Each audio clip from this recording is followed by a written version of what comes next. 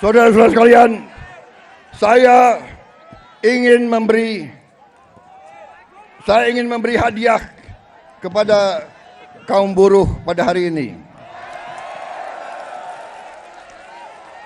Saya akan membentuk segera Dewan Kesejahteraan Buruh Nasional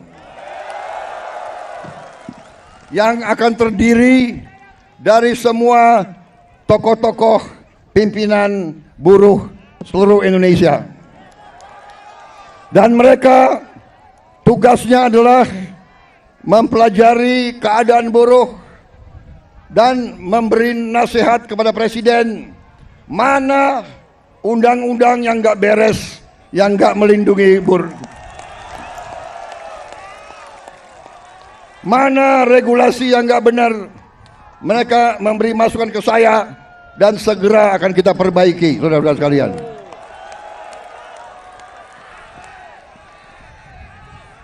Saudara-saudara sekalian,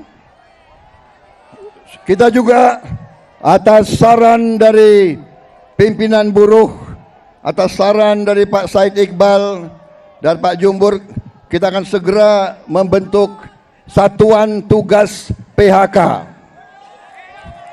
Kita tidak akan membiarkan rakyat kita tidak akan biarkan pekerja-pekerja di PHK-kan seenaknya.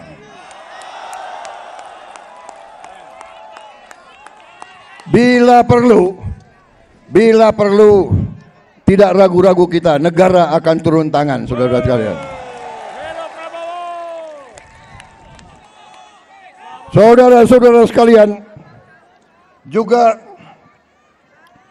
kita akan segera meloloskan RUU Perlindungan Pekerja Rumah Tangga.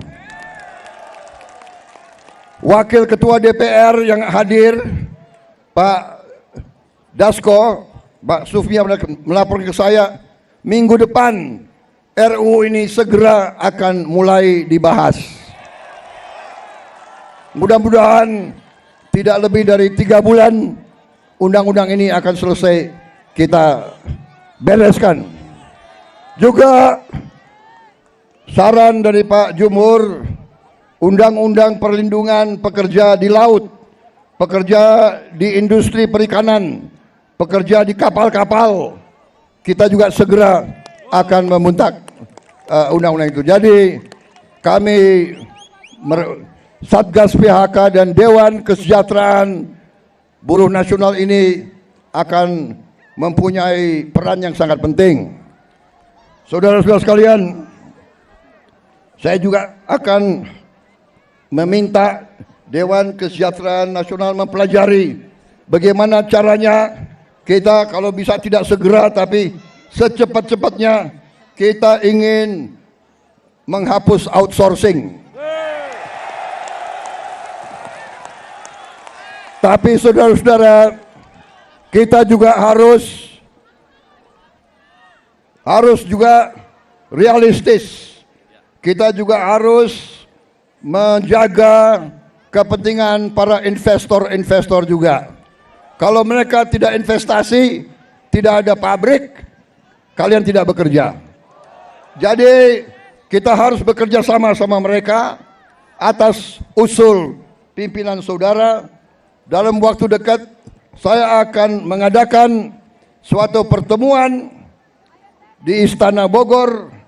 150 pimpinan buruh akan saya pertemukan dengan 150 pemimpin perusahaan di Indonesia. Kita akan duduk bersama. Saya akan mengatakan kepada para pengusaha, saudara-saudara, tidak boleh mau kaya sekaya-kayanya sendiri tanpa mengajak pekerja-pekerja hidup dengan baik. Tapi negara juga tidak tinggal diam. Kami berjuang memberi pelayanan kesehatan untuk seluruh rakyat, pendidikan, kita juga memberi subsidi listrik, kita memberi bantuan tunai langsung kepada mereka-mereka yang penghasilan rendah. Total biaya yang kita gelontorkan ke rakyat sudah melebihi, kalau tidak salah, 500 triliun. Ini terus untuk menjaga rakyat kita tidak ada yang menderita. Tapi sekarang masalahnya adalah kita harus jaga mereka yang memerlukan, mereka yang terima. Jangan mereka yang tidak perlu, mereka terima juga bantuan dan subsidi. Ini nggak benar. Ya kan? Karena kita masih dapat laporan ada yang tidak berhak.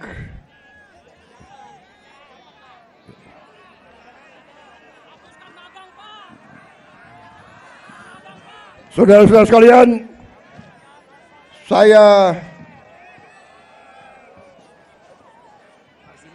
saudara-saudara, juga atas usul dari pimpinan tokoh-tokoh masyarakat, mereka tokoh-tokoh buruh, mereka sampaikan ke saya, Pak, kenapa sih pahlawan nasional nggak ada dari kaum buruh? Saya tanya, kalian ada saran nggak? Coba kalian berembuk, usulkan pahlawan dari kaum buruh. Dan mereka sampaikan, Pak, bagaimana kalau Marsinah, Pak? Marsinah jadi pahlawan nasional.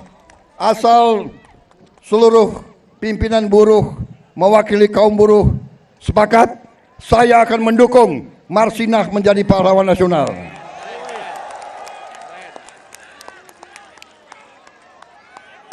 Cukup?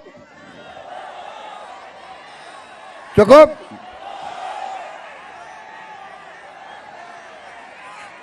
Cukup? Suara gue serak nih. Gue minum kopi ya. Minum kopi. Boleh gue minum kopi ya?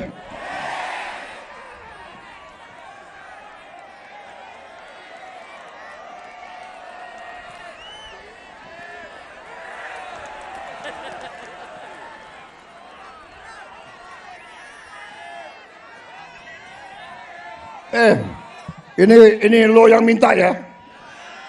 Gue kalau minum kopi gue bisa pidato 3 jam loh.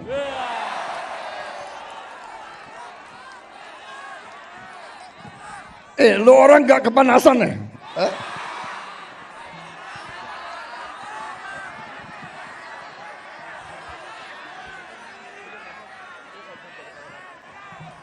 Tapi gue udah kehabisan bahan.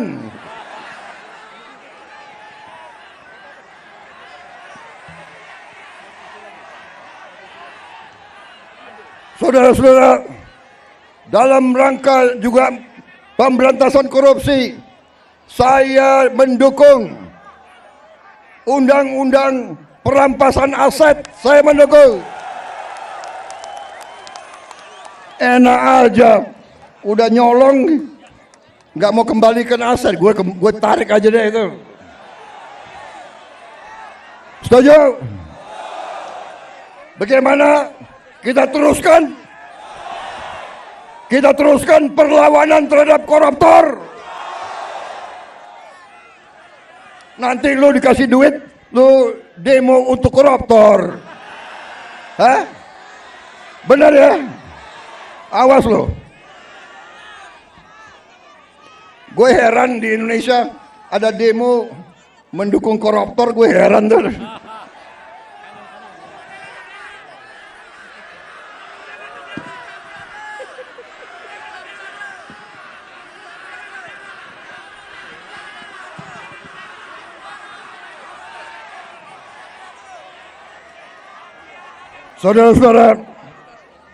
Saudara-saudara, saya punya teori ekonomi sangat sederhana.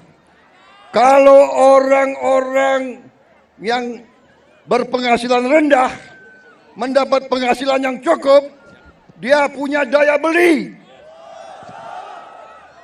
Kalau lo orang gajinya cukup, pasti lo ingin beli barang, benar nggak? Lo pasti ingin beli sepatu untuk anakmu, Ingin beli baju untuk istrimu, ingin beli motor untuk dirimu sendiri. Benar? Berarti pabrik sepatu hidup, pabrik baju hidup, pabrik motor hidup. Berarti si pengusaha juga akan menikmati semua untung. Berarti mari kita bangun Indonesia, mari kita jaga kekayaan Indonesia, supaya kekayaan Indonesia dinikmati oleh seluruh rakyat Indonesia.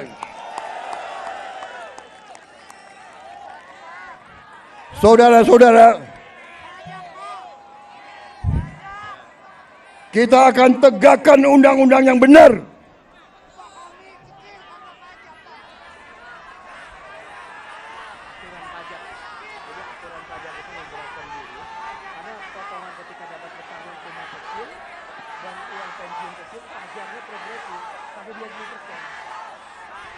Ya, saya akan pelajari kembali masalah pajak. Pajak yang besar untuk orang yang penghasilannya besar. Lo orang gajinya nggak besar, jadi ngapain dipajak? Tapi kalau pajaknya sedikit-sedikit boleh dong. Boleh ya. Ya, kalau pajaknya nggak terlalu besar boleh ya. Ya, bayar deh dikit-dikit deh.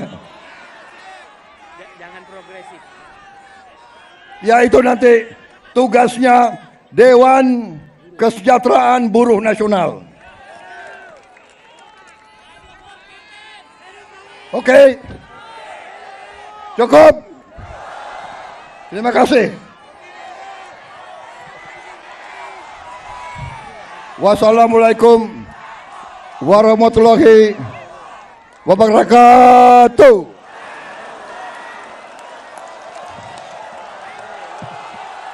Terima kasih. Terima kasih.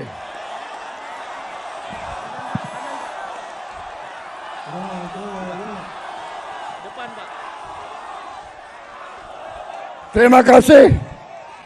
Terima kasih. Kalian pada sabar menunggu saya. Kalian panas-panas mau dengarkan pidato saya. Terima kasih.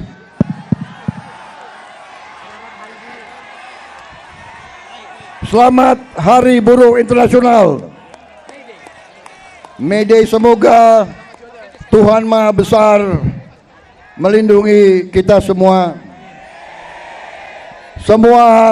Semoga kita bekerja terus bersama-sama. Saya minta dukunganmu, saya minta bantuanmu. Bersama-sama kita selamatkan kekayaan rakyat, kekayaan negara kita. Kekayaan rakyat, kekayaan negara harus dinikmati oleh seluruh rakyat Indonesia.